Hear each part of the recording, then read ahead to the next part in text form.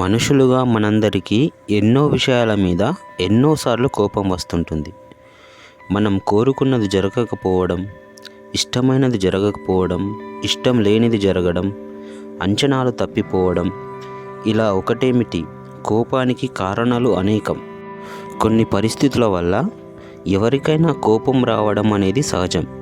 కానీ అది అదుపు చేసే స్థాయిలో ఉండాలి. మితిమీరిన కోపం అనేది అనర్థాలకు దారితీస్తుంది. కట్టలు తెంచుకునే కోపం వల్ల మనం చేయాల్సిన పనులు తప్పుదారి పడతాయి. ఇది మన బంధుత్వాలను చెడగొట్టడమే కాక ఆరోగ్యాన్ని కూడా దెబ్బతీస్తుంది. ఆచార్య చాణక్యుడి ప్రకారం కోపాన్ని సరైన విధంగా వ్యక్తీకరించి దాని ఒక సానుకూలమైన మరియు ఉపయోగకరమైన భావోద్వేగంగా మార్చవచ్చు. మితిమీరిన కోపం విషయంలో చాణక్యుడు చెప్పిన కొన్ని విషయాలు మనకు మార్గదర్శకంగా ఉండి కోపాన్ని అదుపు చేసుకోవడంలో లేదా కోపాన్ని ఉపయోగకరంగా మార్చుకోవడంలో తోడ్పడతాయి. ఆచార్య చాణక్యుడి ప్రకారం కోపం వచ్చినప్పుడు గుర్తుంచుకోవాల్సిన విషయాలు: మీ స్వరాన్ని నియంత్రించండి.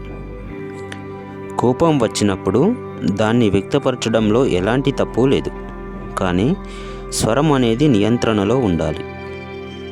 ఆ సమయంలో గట్టిగా అరచినంత మాత్రాన ఎలాంటి ప్రయోజనం ఉండదు.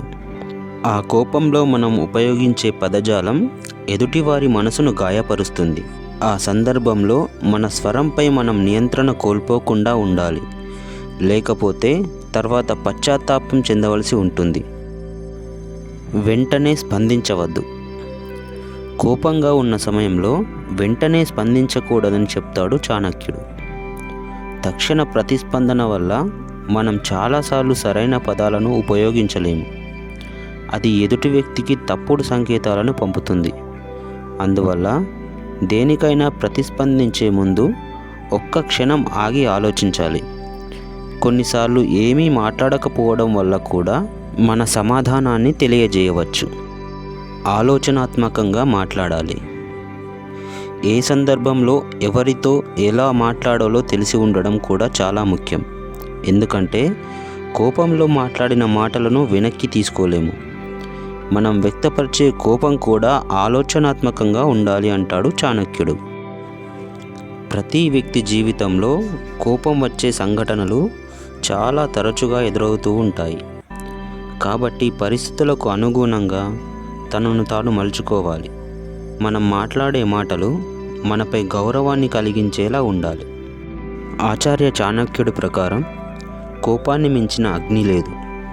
అది అందరినీ దహించి వేస్తుంది. కాబట్టి అగ్నిని రగిలించకుండా ప్రశాంత మార్గాన్ని ఎంచుకోవాలి. అందుకే అంటారు, తన కోపమే తనకు శత్రువు, తన శాంతమే తనకు రక్ష అని.